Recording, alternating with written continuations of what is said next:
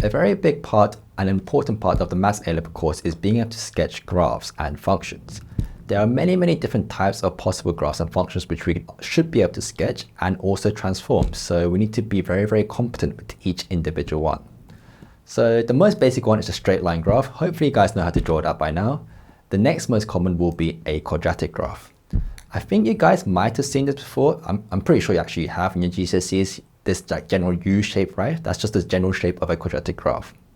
So when actually drawing it, we need to actually label a certain key points. So first thing is looking at the x squared coefficient, because that will determine whether it's a U shape or an upside down U shape for a negative x squared coefficient. The next step is to find where it crosses the x-axis and the y-axis, okay? So the y-axis is relatively simple, right? Because it's when x is 0. Just plug in x is 0 into the equation, it gets your y value. The x-axis where it intersects that is basically finding the roots. When the function is equal to 0, you can find the roots. This we've done before, right? You can either factorize, complete the square, or you could use the quadratic formula. And the last part, which isn't always necessary, is to identify the turning point. So a turning point is basically for a U shape, this minimum point here, and for an upside down U shape, it's this maximum point here, where it turns. This point can be found by completing the square. So if I have the general form for completing the square, let's say a x plus p squared plus q, this value p, the opposite sign will give me the x coordinate of the turning point, and the value q will give me the y coordinate. So the minus p comma q will give me the turning point of a quadratic graph. This is a very important characteristic of completing the square. Anyway, let's look at some examples. So let's say we have this function g of x is equal to 2x squared plus 7x minus 15. First things first, the coefficient of x squared is plus 2, so we know it's going to be a U shape, right? Next step, finding where it crosses the y-axis. Plug in x is 0, so g of 0, I get negative 15.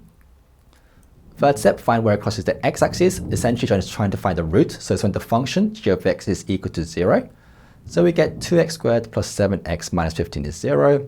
This we can factorize, 2x minus 3, x plus 5 is 0, giving us values of x as 3 over 2 and negative 5. So that's where it's going to cross the x-axis.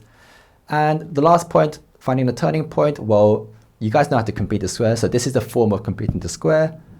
This value here, the plus 704, if I change the sign to minus, will be my x coordinate. And the value of q, in this case, minus 169 over 8, will be my y coordinate for the turning point. So the turning point will be negative 7 over 4, comma, negative 169 over 8. After plotting all these points, it's just a matter of you sketching the U shape, right? Just being as smooth as possible.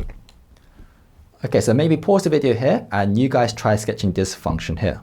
Okay, so hopefully you got this shape here, right? You got these specific values as well. So quickly going through it, well, the x squared coefficient, it's negative 2, meaning it's an upside down U shape.